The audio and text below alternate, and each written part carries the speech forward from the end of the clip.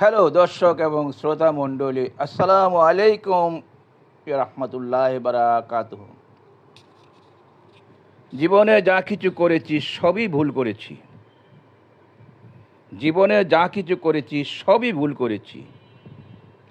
চিন্তা ভাবনা করিয়া দেখিলাম, সাধনা তপস্যা করিয়া দেখিলাম, এত ভুল আমি কেন করিলাম?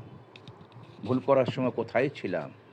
অবশেষে বুঝিতে পারিলাম, জানিতে পারিলাম, দেখিতে পারিলাম ভুলটা আমি করিনি, আমাকে দিয়া করানো হয়েছে। ভুলটা আমাকে দিয়ে করানো হয়েছে। কে করাইছে? আল্লাহ পাক নিজেই করাইছেন। কাকে দিয়ে করাইছে? আমাকে দিয়েই করাইছেন। ওই যে আল্লাহ পাক বললেন, অতঃপর তার উপর আমি শয়তান উলাই দিই। শয়তানটা কে ছিল? আমি ছিলাম। কারণ আমি ছিলাম নাফসে আম্মারা। তা আল্লাহ পাক এখন ভুল করাইলেন আমাকে দিয়া। যা কিছু করছি সবই ভুল। আর এটা যে বুঝতে না পারে তার ডায়াবেটিস হবে, তার হতাশায় ভুগবে, বেঈমান হয়ে মারা যাবে। এবং এটাও বুঝতে হবে, আমি এখন যা বলছি যে এটা পরওয়ারদিগারই করাইছেন। কেন করাইছেন? এই ভুলগুলি আমরা করে আসছি। কোথায় করে আসছি? এই ভুলগুলি আমরা করে আসছি আলমে মেসালে, আলমে আল্লাহ পাকের সাথে গায়েব ছিলাম। তখন আমাদেরকে চ্যালেঞ্জ করা হয়েছিল, তোমরা রিপুগ্রস্ত, তোমরা ভুল করতেছ। আমরা অস্বীকার করেছি, না আমরা ভুল করি নেই। সাথে সাথে আল্লাহ পাক আমাদের উপরে সেই বিচারটা করে, কারণ আল্লাহর বিচার করতে কারো সাক্ষী সাবত লাগে না,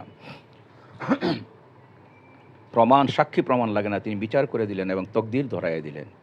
আমরা সমস্ত পয়গাম্বর সকল তখন আপিল করলো যে আল্লাহ এটা রিভিউ করেন। আমরা বললাম আমরা বিচার করছি, আমরা তো দেখিনি।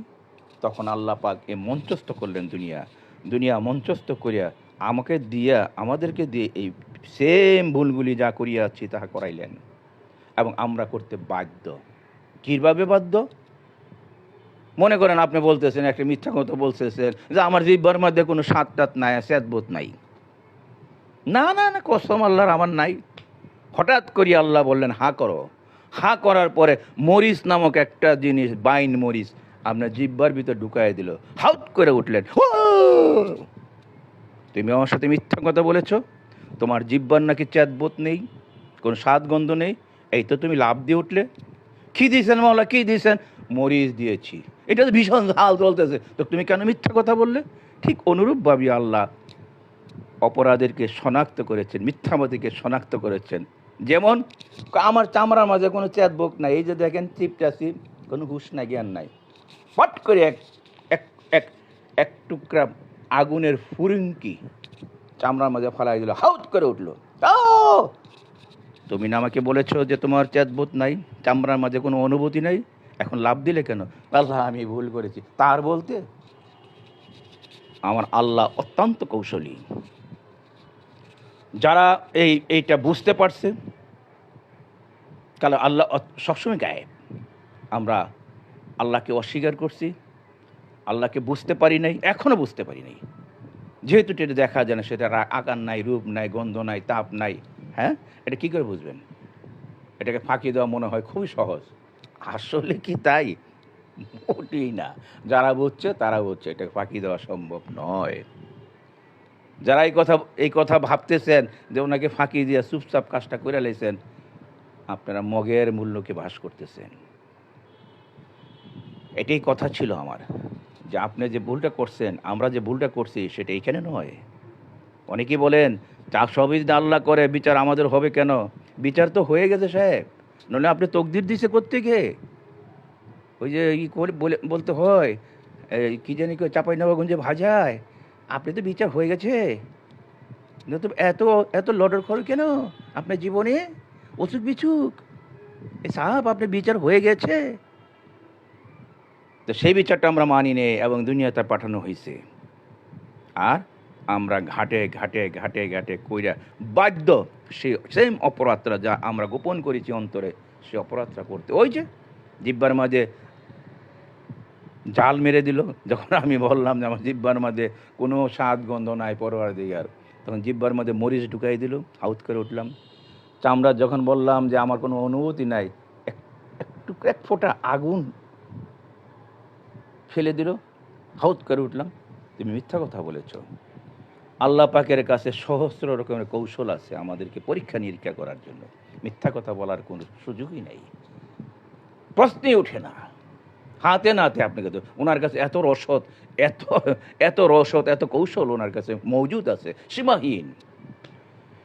তা এইটাই আমার কথা ছিল আজকে, যে আমরা এখানে যা হইতেছে সবই যে আল্লাহ করে, তাইলে আমাদের বিচার হবে কেন? না, আমরা করে আসছি, আমাদের বিচার হয়ে গেছে, এবং সেটা আমাদের তকদির, সেটা আমার তকদির, এবং তকদিরটা রহিত করা হয়েছে, রহিত করে দুনিয়াতে পাঠানো হয়েছে যে দেখো তুমি এটা করছো কিনা না করছো। যখন এটা করে ফেলায় তখনই সে কাজটা হয়, তকদিরে যে তকদিরটা সেটা চালু হয়ে যায়, সাথে সাথে সে চালু হয়ে যায়। যদিও এখানে করেন আল্লাহ, আগে করেছি আমি, এবং সাথে সাথে যখন তকদিরটা চালু হয়ে যায় তখন যারা তওবা করে, আল্লাহর কাছে সারেন্ডার করে যে আল্লাহ আমি ভুল করেছি, আমাকে ক্ষমা করে দাও, হে আল্লাহ আমার বারবার ভুল হচ্ছে, ক্ষমা করে দাও।